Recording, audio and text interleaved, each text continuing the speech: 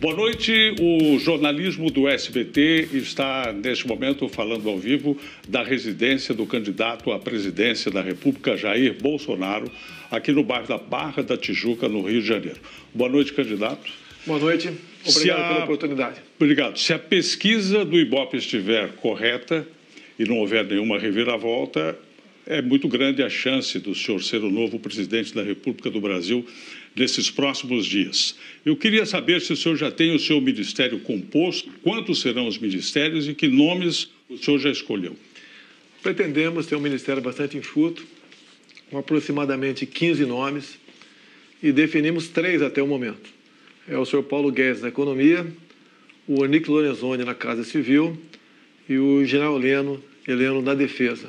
O seu vice, o general Mourão, andou dando aí umas declarações polêmicas. Ele vai ter voz ativa e papel no governo?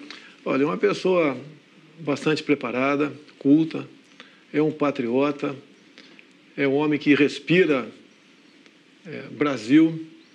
E o que levou a essas declarações, no meu entender, foi um excesso da imprensa. Em nenhum momento ele falou em acabar com o 13º. Ele falou que a estrutura remuneratória nossa era uma jabuticaba. É uma força de expressão da parte dele, mas em nenhum momento ele falou, então, nisso ou acabar com o 13º salário. Boa parte do planejamento do seu provável governo está sendo feito por militares. O senhor não confia nos civis? Não, temos civis, né? Acabei de falar no Onyx Lorenzoni e o professor Paulo Guedes. Então, temos bons civis ao nosso lado, sim. Alguns pedem reserva, esperando acabar as eleições para poder anunciar o nome deles, para não sofrer retaliações no momento. Temos nomes que vão surpreender positivamente a sociedade, com toda certeza. Ou seja, o seu será não um governo militar, mas de militares, é isso? Olha, eu não sei por que o preconceito para com os militares. Os governos anteriores tinham lá terroristas, pessoas da pior estirpe. Em nenhum momento nós questionamos isso daí. Agora, os militares que, porventura, comporão o meu governo, não é por serem militares, e sim por sua capacidade de poder, naquela área, naquele ministério, fazer um bom trabalho. Você pode ver o nome que está sendo cogitado para a ciência e tecnologia, é de um coronel da aeronáutica, Marcos Pontes, é o nosso astronauta. É um homem que tem um profundo conhecimento em ciência, tecnologia, e tem trabalhos prestados no Brasil, fora do Brasil, na NASA. Um homem realmente que tem tudo para ocupar esse ministério e, com iniciativa, fazer um bom trabalho. O senhor tem batido muito na tecla da insegurança pública, que de fato é algo que preocupa muito o Brasil hoje. Sim. O senhor falou ontem que gostaria que o país voltasse a ser como há 40, 50 anos em termos de segurança. Só que o Brasil é outro hoje. O crime ocupa até territórios dentro do país. A polícia está na defensiva. Como mudar essa situação não saindo da lei? Bem, primeiro, a gente não pretende sair da lei em hipótese alguma. Algumas mudanças nós queremos fazê-la no Código Penal. Não é apenas o policial, civil e militar. Nós também temos que ter excludente de ilicitude na legítima defesa da vida própria de terceiro e do patrimônio próprio ou de terceiro. Passa por aí. A questão do crime dito organizado. Você tem que ter um trabalho de inteligência para seguir o dinheiro. Ninguém faz nada sem dinheiro em lugar nenhum no mundo. Então, as instituições nossas, seguir o dinheiro para a gente poder sufocar esses criminosos dessa forma. Agora, quem manda na polícia são os governos estaduais, não é o presidente da República. Como é que o senhor vai fazer? Nós sabemos disso, mas o Código Penal, quem faz somos nós em Brasília. E se nós dermos a liberdade, não para o policial matar, mas para não morrer, bem como para o cidadão de bem, isso começa a mudar de figura. Esse é um ponto. O senhor defende que um policial, por exemplo, se reagir à ação de um bandido, de um assaltante, e vier a matar essa pessoa, ele não responda, não seja julgado. Não, isso contraria a Constituição, não contraria? Porque não todos somos iguais.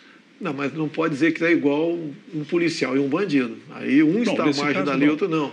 Agora, o policial, hoje em dia, ele tem que esperar o bandido atirar para reagir. Isso não pode continuar acontecendo. Por isso, nós queremos mexer no Código Penal. Para exatamente, como em países desenvolvidos, um elemento portando uma arma de guerra, ele passa a ser um alvo do agente da lei. E tem que ser dessa forma. O senhor poderá indicar pelo menos 2 ministros para o Supremo Tribunal Federal. Fosse isso hoje, quem o senhor indicaria?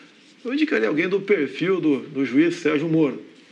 Eu acho Quando se fala em Sérgio Moro, eu me coloco numa situação muito parecida com a dele no tocante à liberdade. Quem mais além dele? Nós não temos liberdade para ir na padaria mais sozinho. Então, o trabalho que o Moro fez tem que ser reconhecido por parte de um governo sério. Um outro nome?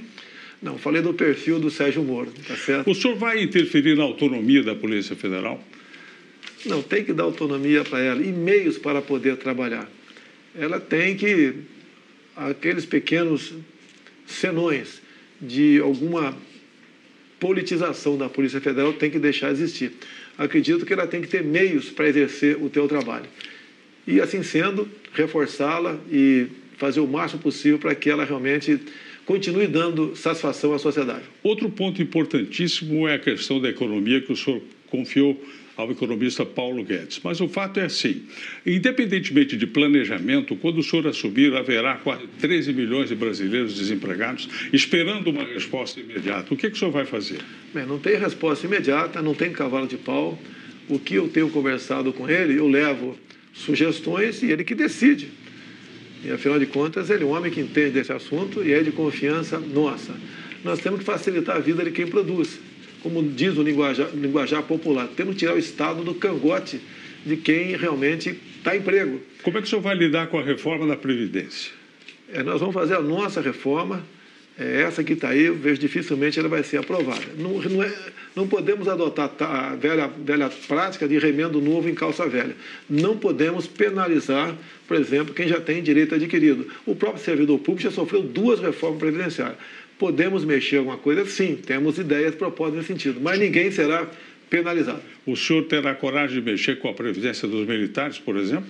Olha, quando se fala em presos militares, ela é diferente dos outros.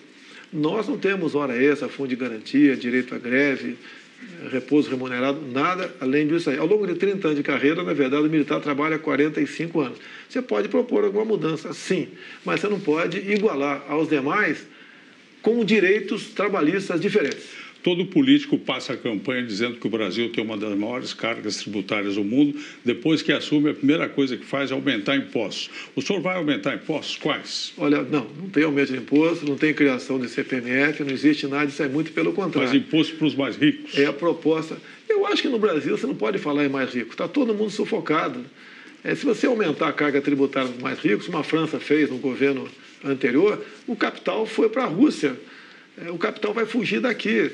A carga tributária é enorme.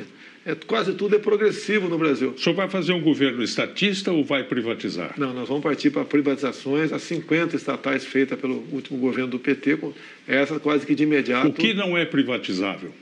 É o que eu chamo de estratégico, né? O estratégico você pode até falar em alguns modelos.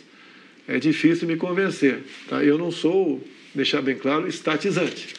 Mas, por exemplo, de acordo para que país você está vendendo aquele teu bem, você não está privatizando, você continua estatizando com outro país. Não devemos permitir que país nenhum compre o Brasil, eles têm que comprar no Brasil. O câmbio continuará flutuante, o juro continuará sendo decidido pelo Banco Central, sem interferência política? Sem interferência, inclusive o Banco Central independente de política, o tripé macroeconômico tem que continuar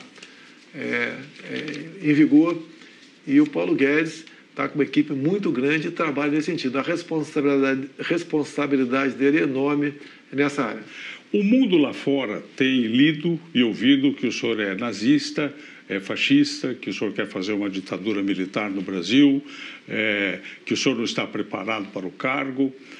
Se o senhor vencer a eleição, como é que o senhor vai reagir diante disso? Esses rótulos, aos poucos, estão sendo desmistificados. Faltou você falar aí também misógino, entre tantos outros rótulos que eu recebi ao longo desse tempo todo. Não sou nada disso. Agora, o outro lado está disputando comigo, até no seu próprio plano de governo diz no controle social da mídia, diz em aumentar o imposto de renda para a pessoa física, tá? Diz em criar mais estatais. Tá? Então, o outro lado é completamente oposto do meu. Esse rótulo também ter estatizante é porque eu sou militar e o período militar foi, sim, muito estatizante. Agora, por outro lado, quem faria uma Itaipu binacional se não fosse o Estado naquele momento?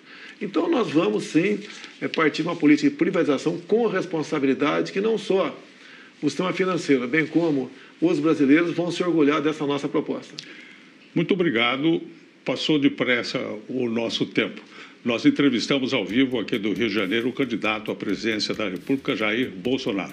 Uma boa noite ao senhor, muito obrigado. Muito obrigado. E vocês agora fiquem com